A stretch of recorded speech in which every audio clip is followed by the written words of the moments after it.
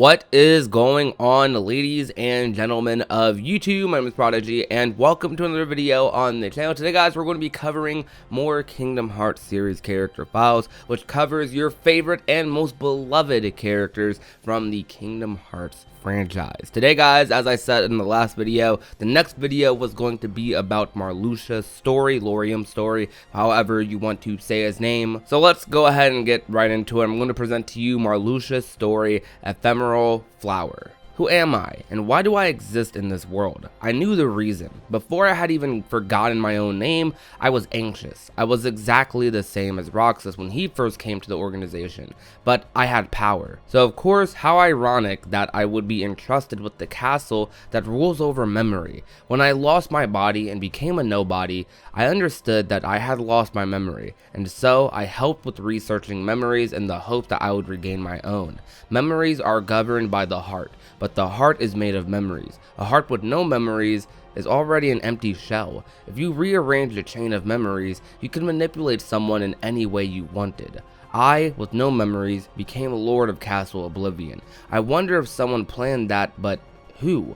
Well, at this point, I suppose it doesn't matter. I could never abide by Xemnas' order. I never understood why. The whole time I pretended to obey him. I was always thinking of betrayal. Perhaps that was a small piece of my heart that still lingered. Perhaps my heart was my guiding key. I still don't understand. It wasn't until much later that I realized how special that castle was. Castle Oblivion was a sealed land, the place where a Keyblade hero slept, where he slept. Drown in the heart-torn world of nothingness. I shall scatter your heart to the empty winds. That's why I said to the Keyblade hero, even with his manipulated memories, he still opposed me. You fools, you can never understand our agony. I awoke as that man's vessel after the hero defeated me the first time and met the Keyblade hero once more. However, I was defeated again, and the next time I awoke, I was no longer a nobody.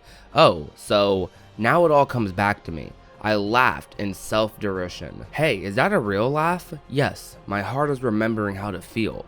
I answered his question, pressing a hand to my chest. Really? That's good. And now I am on the cusp of reclaiming my identity, my purpose for being. Thank you, Sora. And then my heart and memories had returned. How long had it been since Larxene said that hearts were nothing but an inconvenience? Because now my heart is filled with nothing but dark emotions. Sorrow, pain, hatred. No, not only those. There are even things like love in this resurrected heart. But humans, or rather I, having become human, know love and therefore also know hatred. Darkness and light are never far apart. If there were someone who could see everything in this world, maybe this was even the future they would have predicted. But I could never accept a future like that. I didn't accept a future like that. Maybe that's why I became a nobody. Or maybe not. Now what? What should I be doing from here? Where am I supposed to go now that I'm human? Or maybe that and my future has already been decided for me and I just don't know it. As ever, I don't understand anything. The one thing I know is the name of a small flower, a heart that turns away from the truth. My own heart was bound by a chain of memories, and maybe I was the one who threw away its freedom. And thus, I was the one who lost by finding, who found by losing. But what? My memories? Or something else entirely? I don't even know that, but maybe it's fine if I don't.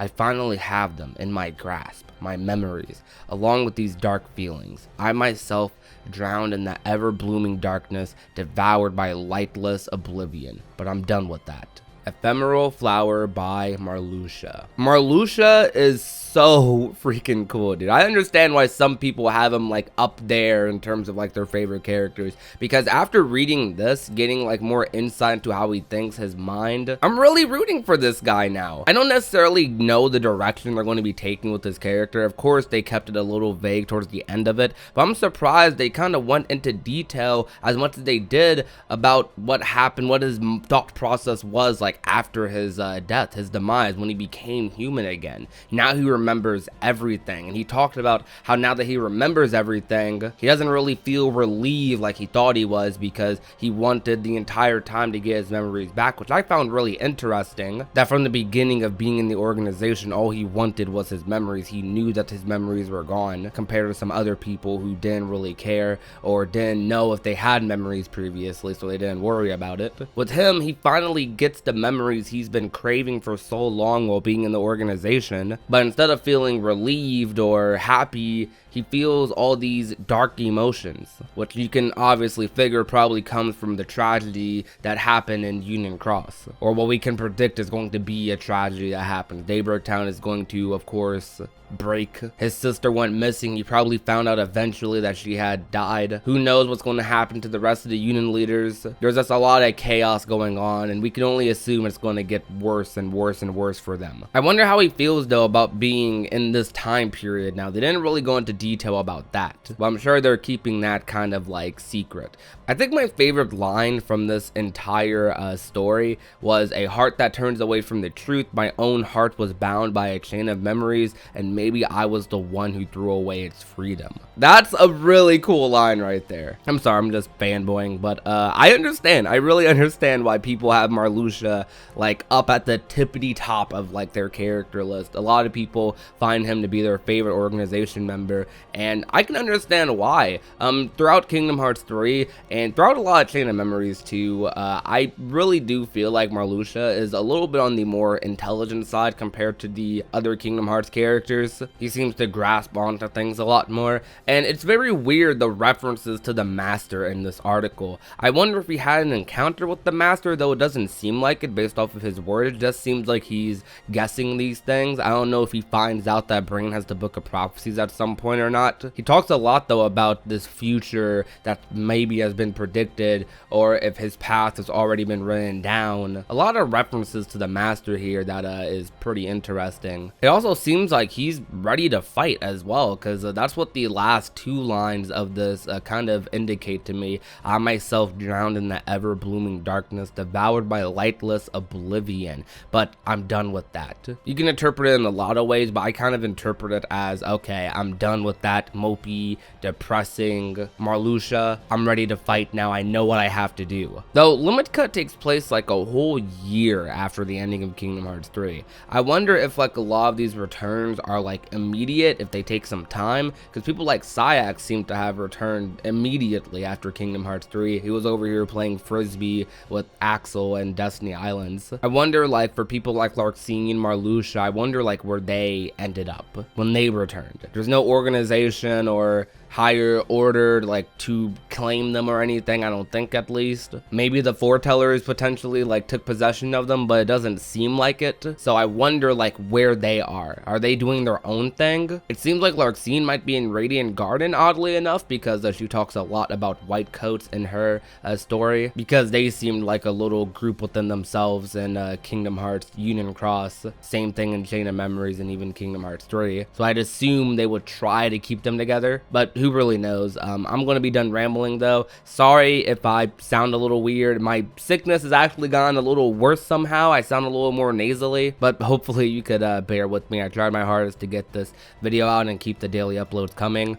But thank you guys so much for watching today's video. If you enjoyed, leave a like, share the video with a friend or a family member, and last but not least, if you're not already and want to become a part of the Union, all you have to do is hit that red little subscribe button down below. My name is Prodigy, and I will talk to you guys soon. Peace out.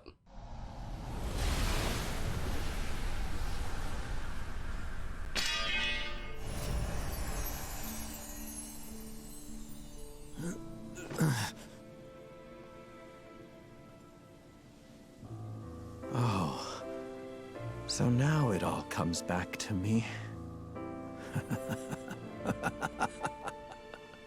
Hey, is that a real laugh? Yes. My heart is remembering how to feel. Really? That's good.